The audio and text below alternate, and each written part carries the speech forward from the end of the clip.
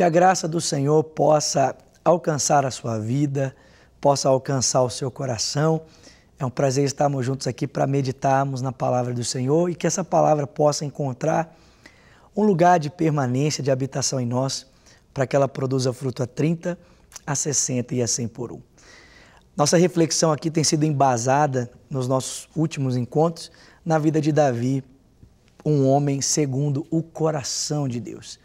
E eu convido você comigo a abrir a sua Bíblia em 1 Samuel capítulo 27, para refletirmos aqui um pouco mais sobre a história de Davi, que, por ser um homem segundo o coração de Deus, não era um homem perfeito, né? A gente percebe aqui, como vimos no último programa, que Davi foi tomado de ira. Quando foi desonrado por Nabal, ele foi tomado de ira e o seu desejo era assassinar aquele homem. Graças a Abigail, ao seu conselho, Davi teve os seus olhos abertos para entregar aquela vingança nas mãos do Senhor.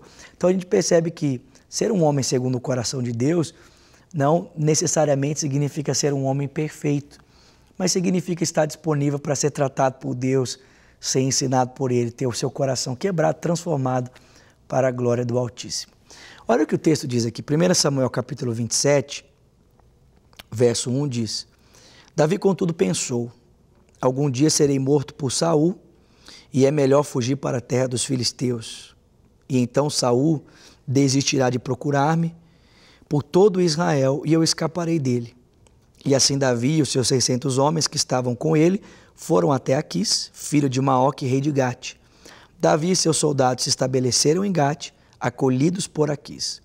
Cada um levou a sua família, e Davi e as suas duas mulheres, Ainoã de Jezreel e Abigail, que fora a mulher de Nabal do Carmelo.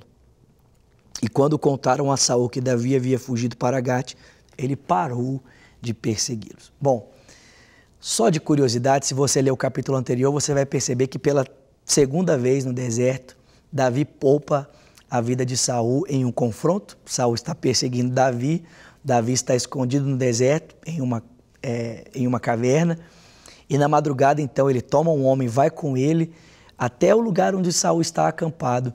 Ele toma a sua lança, toma o seu jarro, e no outro dia pela manhã, então, do alto de uma colina, Davi grita a Saul o seu nome e diz: olha, por que você está me perseguindo? Se eu quisesse tirar a sua vida, poderia ter feito. Mas olha aqui, aqui está a prova, sua lança e a sua jarra de água pessoal estão aqui comigo. Eu fui até você, mas nada fiz contra a sua vida. Davi tinha muitos motivos para confiar em Deus e para perceber que, apesar de todas as incursões de Saul contra a sua vida e a sua segurança, Davi não precisava temer. Deus estava com ele, o guardando, o dando livramento, Deus estava o protegendo, o encaminhando em direção ao seu propósito, usando toda aquela situação desconfortável para trabalhar nas bases do caráter de Davi. Mas é interessante que, por um momento, Davi percebe que ele precisa de segurança, ele precisa de estabilidade para ele, para os homens que estão com ele, e ele decide buscar estabilidade, por incrível que pareça, na terra dos seus inimigos. Davi pensa: estarei mais confortável no meio dos meus inimigos do que entre o meu povo, porque entre os filisteus, Saul não irá me procurar. E Davi vai a Gate. E é interessante que, diferente da primeira vez em que Davi passou pela terra dos filisteus, aonde ele precisou de se fingir de louco para proteger a sua vida, agora o rei de Gate, Aquis, o recebe, e não apenas o recebe, mas vai dar uma cidade para que Davi possa habitar tranquilamente. E não apenas isso, mas o texto sagrado vai mostrar para mim e para você que Aquis ainda coloca Davi na frente do seu exército. Uma possível tradução aqui, gente, é que Aquis planejava colocar Davi posteriormente como o próprio rei dos filisteus. Então, olha que coisa interessante. Na sua cidade, Davi perdeu a sua terra, ele estava sendo perseguido pelo rei, perdeu o seu posto à frente do exército e estava em insegurança, não tinha lugar permanente para os seus homens. Davi precisa fugir de um lado para o outro, afinal de contas, Saul está insistindo em persegui-lo para tirar a sua vida. E agora ele vai para a terra dos filisteus. E ali, tudo que ele perdeu entre os israelitas, ele está recebendo gratuitamente.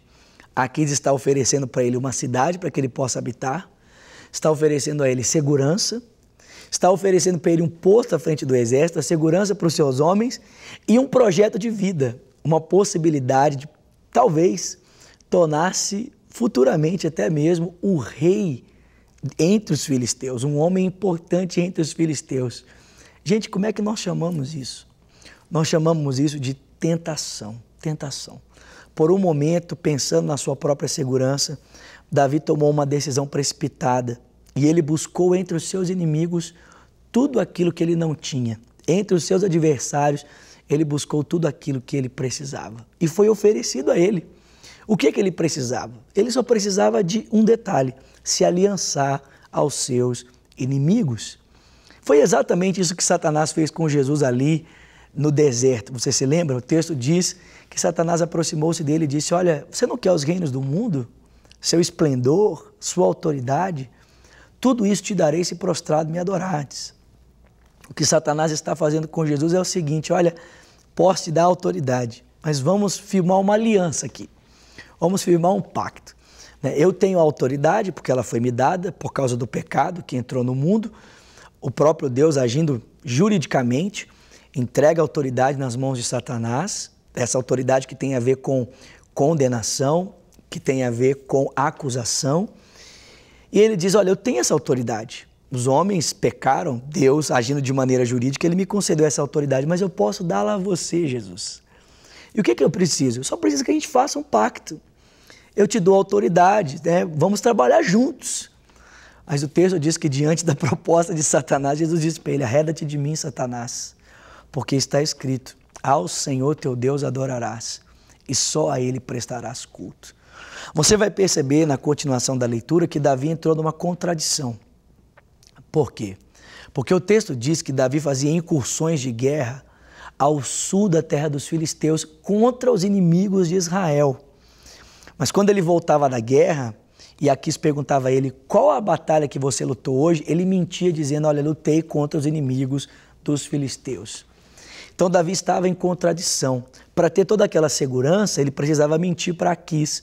Mas na hora de guerrear, o coração dele ainda estava apegado à história do seu povo. Então ele lutava as guerras do seu povo, apesar de dizer para Aquis que a sua incursão era contra os inimigos dos filisteus. Até que chegou um momento em que a sua lealdade ela foi questionada. Até que chegou um momento em que os filisteus subiram para guerrear contra os israelitas. E o texto diz que nesse momento Davi precisava decidir qual seria a sua posição. Permanecer aliado aos filisteus ou voltar para no meio do seu povo. E o texto diz aqui no capítulo 27 que a decisão de Davi foi se aliançar aos filisteus, rompendo definitivamente com a história e com o legado do seu povo. É tão interessante que o mesmo pode acontecer com a minha vida, o mesmo pode acontecer com a sua vida. Nós podemos, em troca, da segurança da nossa própria alma, da nossa estabilidade, acabarmos abrindo pequenas concessões da nossa vida. Às vezes, à custa de um benefício na empresa, de uma nota maior na faculdade, de um namoro tão esperado, nós podemos começar a abrirmos concessões na nossa vida. Às vezes, por causa de um benefício na empresa, temos que assinar uma nota que não consta de fato com o valor da transação. E o texto diz que Davi foi abrindo essas pequenas concessões. E enquanto ele podia, ele estava ali tranquilamente. Mas chega um momento em que o nosso inimigo vai requerer a completa lealdade. E nós vamos precisar decidir se nós queremos nos tornar aliançados mesmo ao povo de Deus ou se nós queremos romper com Deus. E é tão interessante perceber que se não fosse o Senhor interferindo nesse momento, fazendo com que os outros reis das cidades e estados se opusessem ao fato de Davi subir com eles para a guerra, o texto bíblico diz que Davi teria entrado em incursão de guerra contra o seu próprio povo, rompendo definitivamente com a história de Israel. Então talvez Davi nem fosse ser o rei de Israel, fosse ser o rei dos filisteus. Bom, a lição que a gente aprende aqui hoje é que nós precisamos tomar cuidado, porque pequenas concessões poderão nos levar a tomarmos decisões de uma grande ruptura. E se não é a misericórdia de Deus, nós podemos caminhar para esse lugar. Que Deus nos ajude, me ajude e te ajude a permanecermos fiéis ao Senhor para a glória do seu nome. Voltamos amanhã para falar um pouco mais sobre esse assunto. Deus te abençoe. Até lá.